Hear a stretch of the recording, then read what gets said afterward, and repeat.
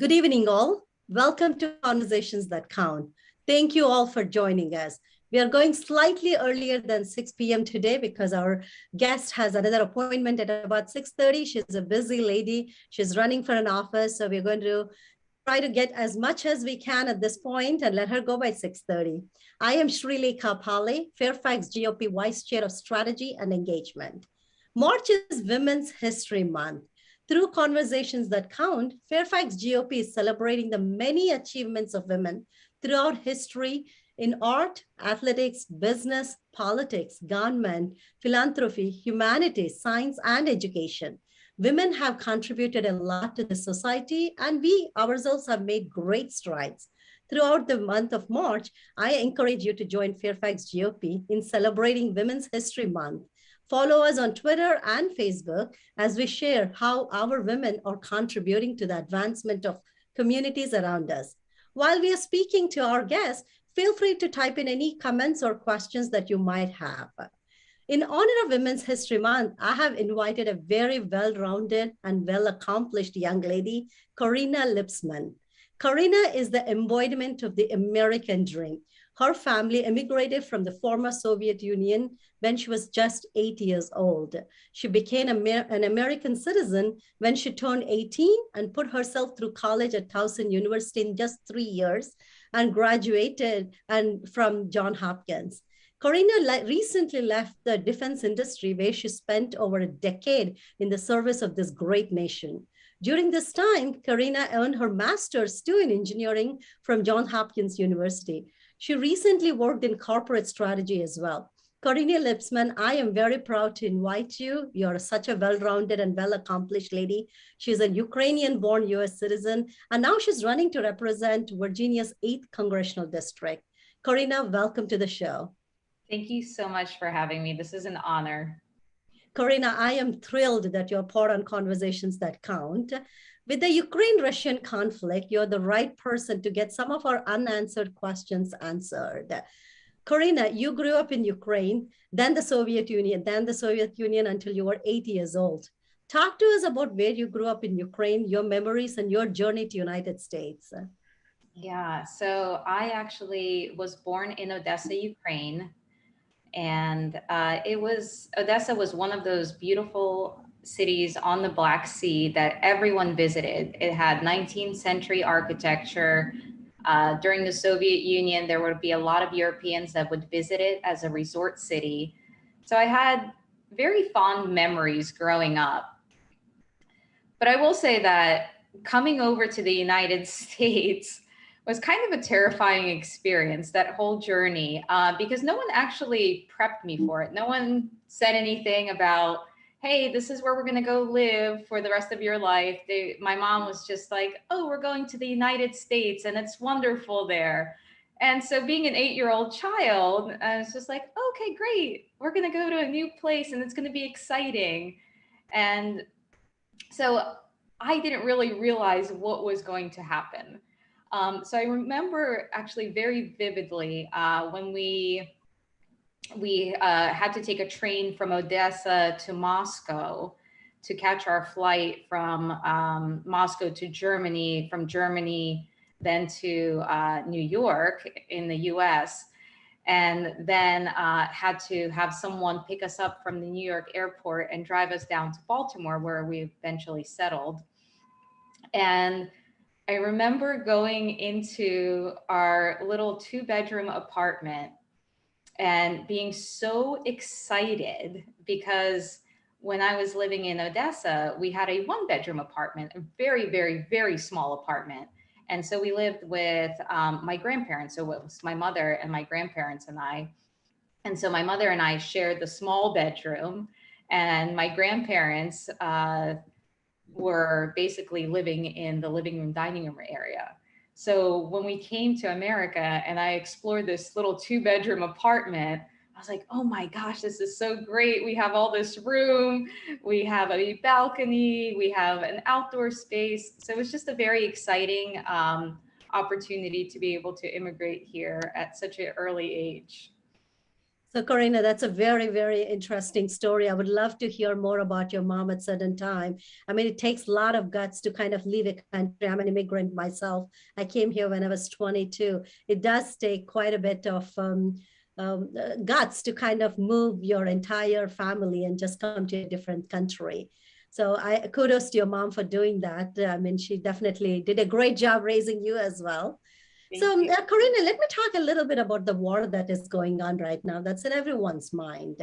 Russian officials, in any newslet you have read, they have repeated the claim that the purpose of their invasion is to bring peace to Ukraine. But the scenes in cities like Odessa that you were talking about and are nothing but peaceful. Do you buy into these claims, or do you think anyone else like us should be buying into those claims? Right. So being from Odessa and seeing Odessa as a peaceful city when my family and I left, and now seeing the atrocities that are committed against Odessa and the other countries or in the other cities in Ukraine in the name of a violent dictator who wants to control power and to control regions as far as peaceful, I would say this is divisiveness. This is not peace at all. And I can't speak to the motives of Putin, but what I can say is they are not altruistic and they do not have peace in mind when they're attacking these countries.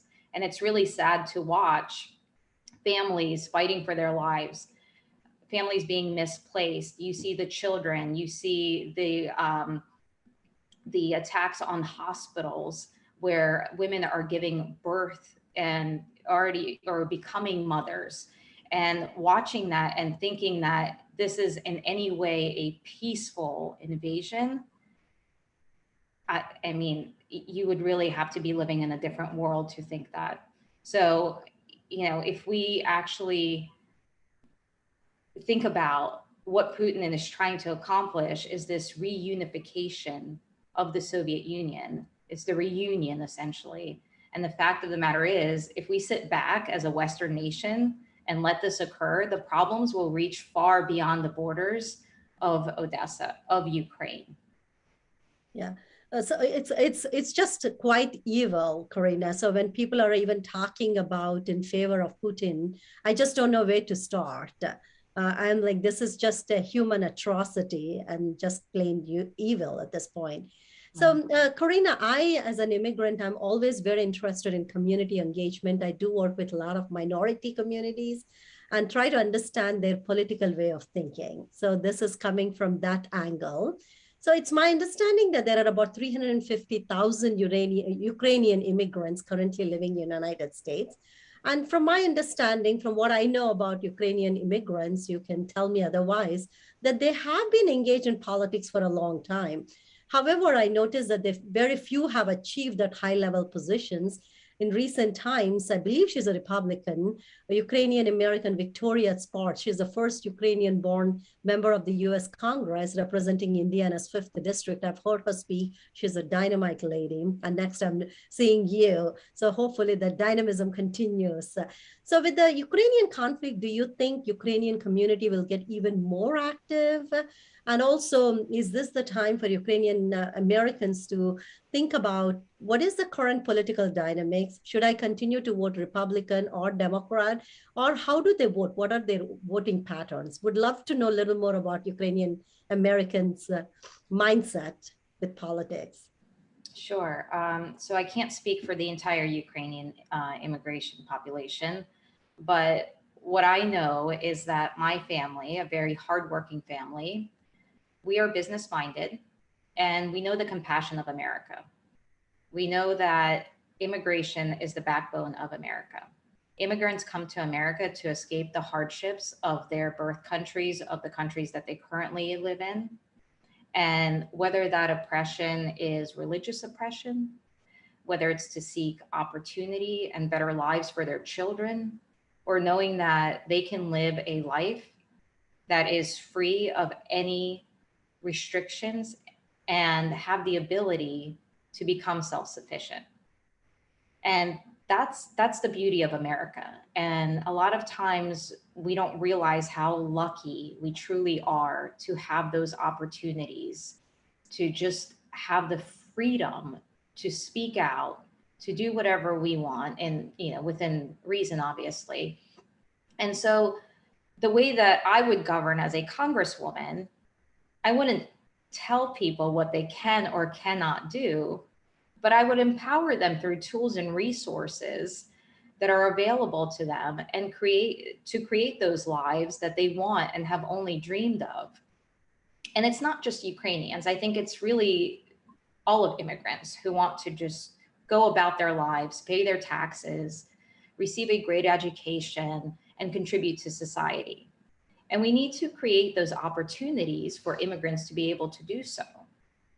And so I'd say this, typically the first generation of immigrants are the ones who are the most reliant on the government system. So, having to go through the process of figuring out, how to enroll in school, how to learn the English language. We lived in low-income housing, so that was obviously government subsidized. We lived on food stamps. Obviously, that was a government program. And it was a stepping stone for us to get acclimated and then integrated into the society. And so by the time, you come to the second and the third generations, you're seeing there's a lot more of those generations that are giving back to the society than the previous generation, the first generations, have ever received from the government. So I can't tell you how the immigrant population is going to vote, but I do know that all they really want is that chance to make an honest living for their families, abide by the laws, and be part of this great experiment called America. Karina, you said it so well. And one thing that really stuck to me is how different each communities are. When I'm talking about Indian Americans, the first generation is the one that works super hard. So they understand the value of Americans more than America and the culture of America. And then I start worrying about second and third generation, because you just really, again, it's the schools, colleges that kind of indoctrinate the kids. So it's kind of different to know that as Ukrainian immigrants, when they come here, they kind of rely on government, but then the second and third generations gives back so much more to the country than what their parents even received. It's just really nice to kind of understand each culture. Thank you for helping me understand and clear that out. So Karina, you work for a defense industry and held some of the highest security clearances within the intelligence community. You might be able to shed some light on it. Despite the administration access to the time, the intelligence, the capabilities, and even the Ukrainian government pleading for help as early as just a couple of days back, the White House did not do much to prevent the least likely scenarios from happening. It happened in Afghanistan, again, least likely scenarios. What do you think went wrong? I mean, just coming from defense background, what can you kind of help us figure that part out?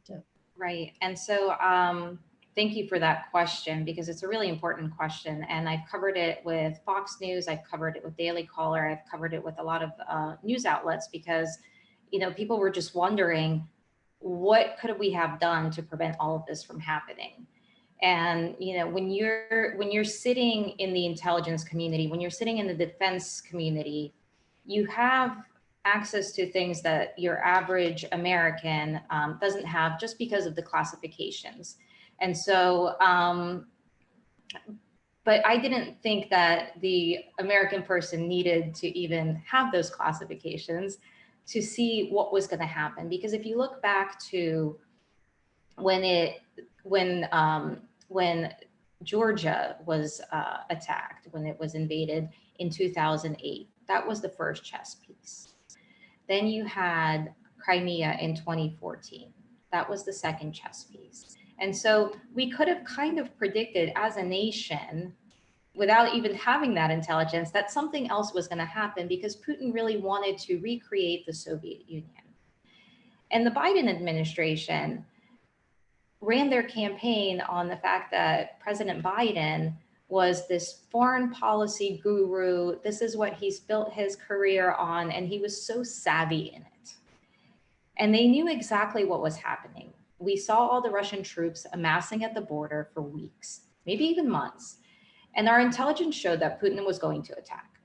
So why did we wait to put the pressure on American companies to pull out of Russia? Why did we wait to arm our friends in Poland and Germany and other countries with the necessary armament to push into Ukraine to give them a fighting chance? There's no reason we should have been sitting on the sidelines so long without giving them the proper equipment to defend themselves. And the reality of the situation is that we would have acted sooner if Biden didn't wait so long, and we could have amassed a global force that showed our true commitment to the people of Ukraine against the bully like Putin.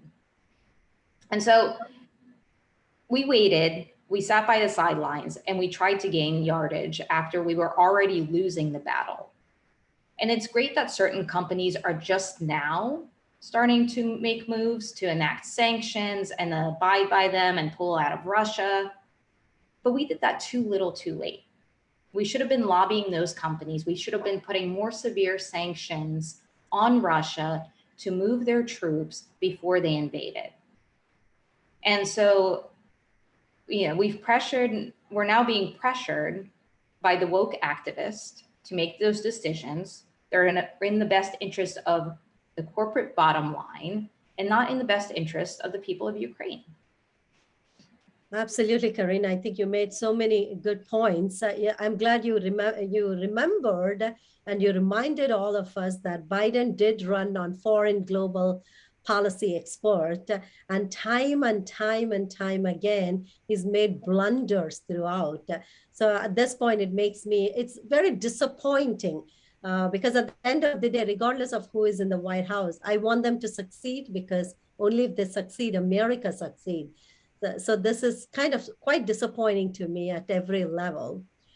So Karina, I do want to go back to that immigrants. I think you said something really, something that I really want to emphasize on.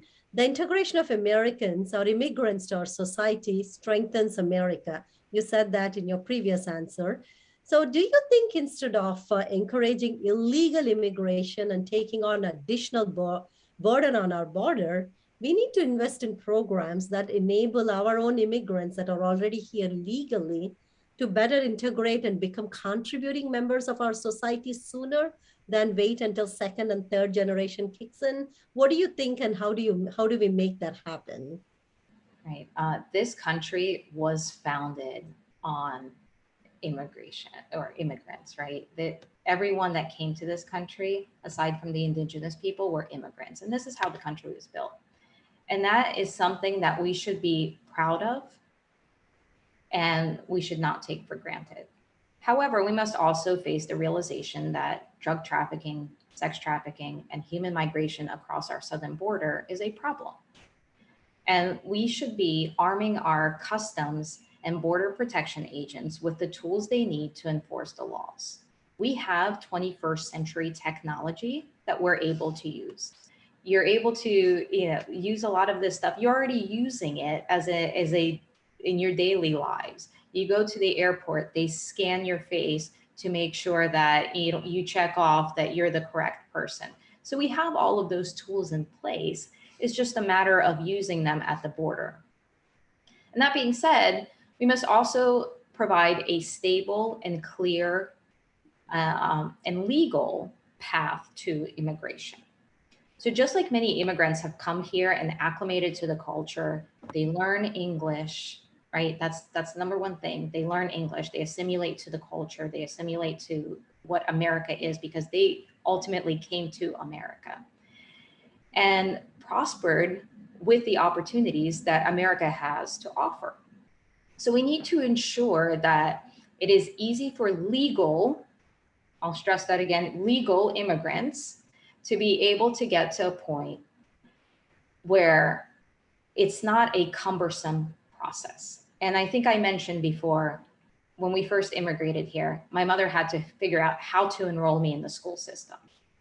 Well, someone who's just coming here, having to uproot her entire family, come to a country, figure out where she's going to live, how she's going to learn the language, where she's going to work, how she's going to raise her child, how she's going to integrate her child into the American culture, how is she supposed to figure out, okay, I need to go and enroll her in school, so I need to talk to so-and-so.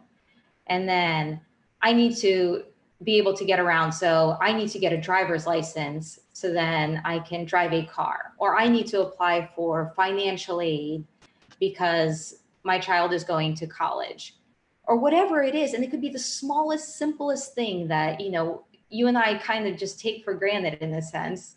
Of, well, we just look it up online, or we just call this agency, or we just do that. An immigrant who doesn't really understand our process is not going to know that right away. And so by providing them those resources and those tools so they can integrate into society quicker, easier, that ultimately benefits us as a society, because those same people are now creating businesses. They're paying their taxes. They're part of our workforce. And they're contributing members of society, and well-adjusted members of society.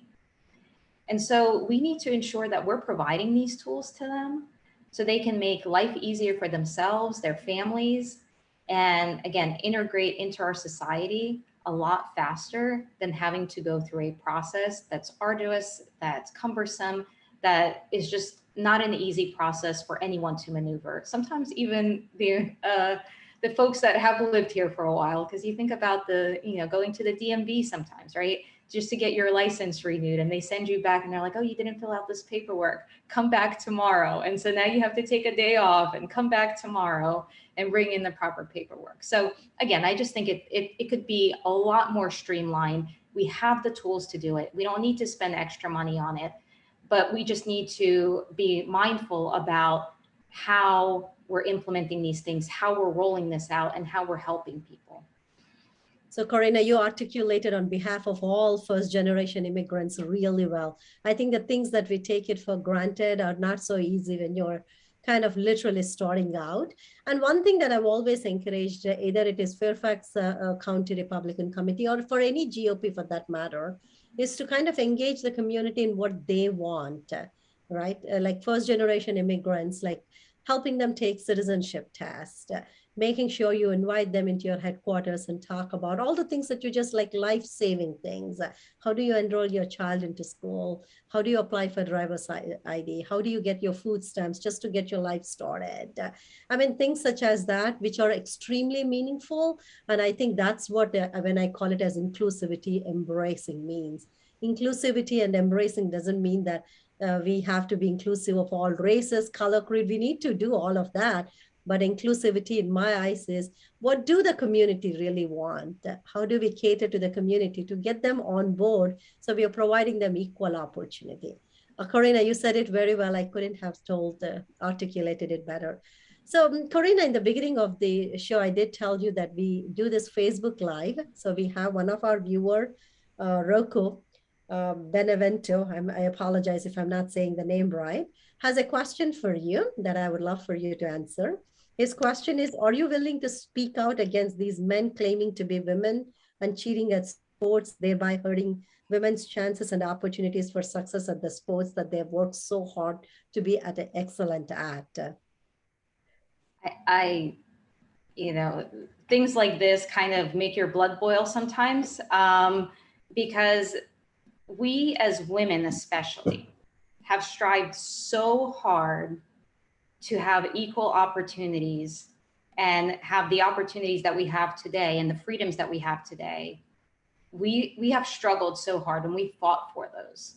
And now to introduce things like this into sports, where you're allowing men who are calling themselves women or identifying as women rather, having them compete against women who have fought to be there, I do not think that's fair.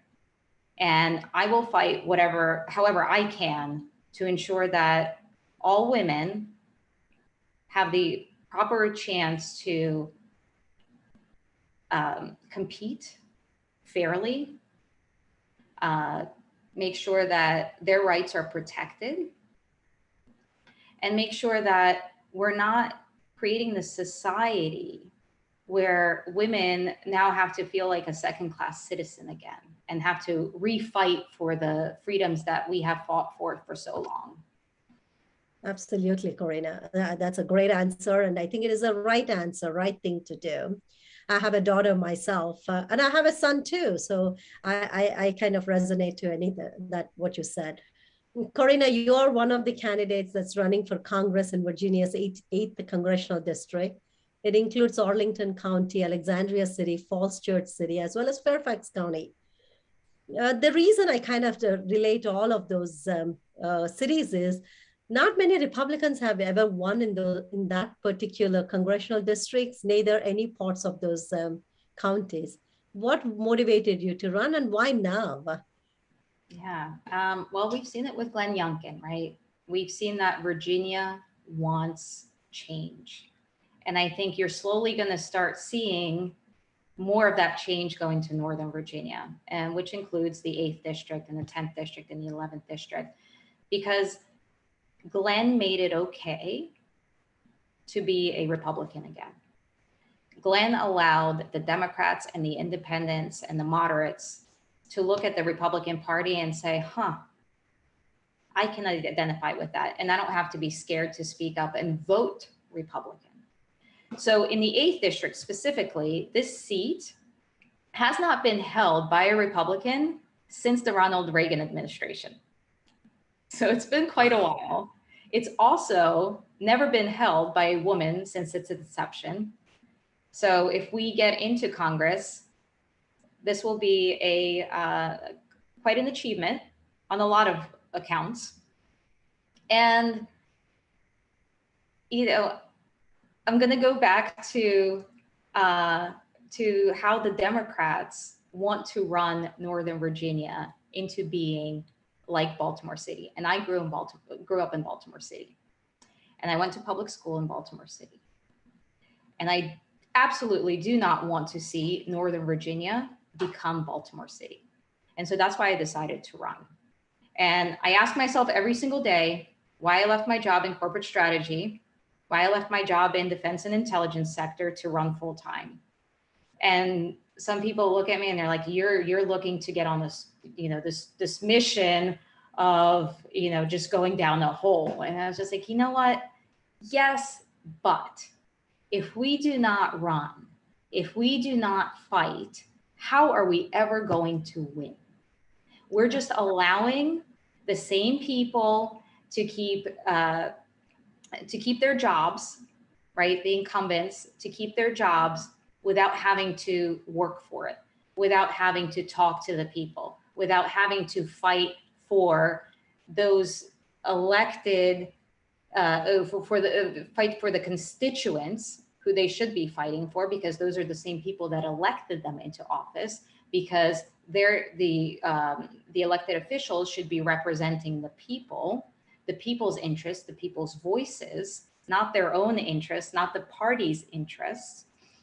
And so I'm running because I know what real oppression looks like. I know what real oppression feels like. I know what it's like to sit there and watch the city that you grew up in being bombed, attacked, annihilated by an oppressor. And I feel like with my conservative values, they're being attacked as well. They're being annihilated by an oppressor. And that oppressor is not Putin. It's the Democratic Party and corporate America. And I feel every time I turn on the news and they talk about, oh, gas prices are because of Putin. Oh, inflation in grocery stores, supply chain issues because of Putin.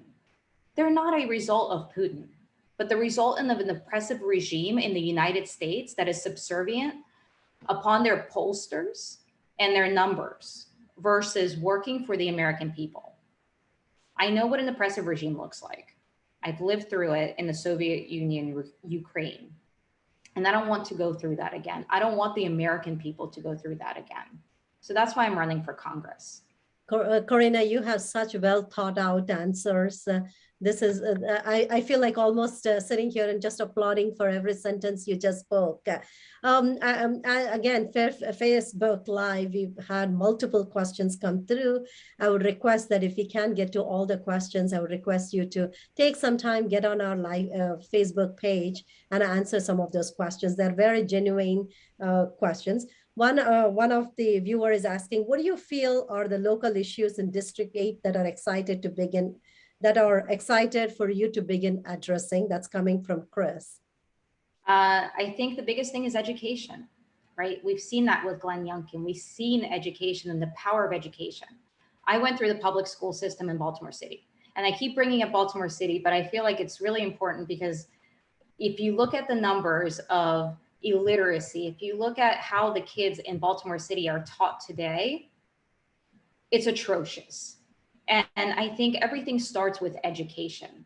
It's an ecosystem, right? Because when you're focusing on education and making sure that the standards are high, making sure that we're teaching kids the skill sets that they need to survive once they leave high school, once they leave college, wherever they decide to go on next, we want to equip them so they can live in the real world and survive.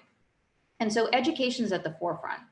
And it ties into every single other aspect of our lives. It ties into the workforce and how they're going to contribute into our workforce.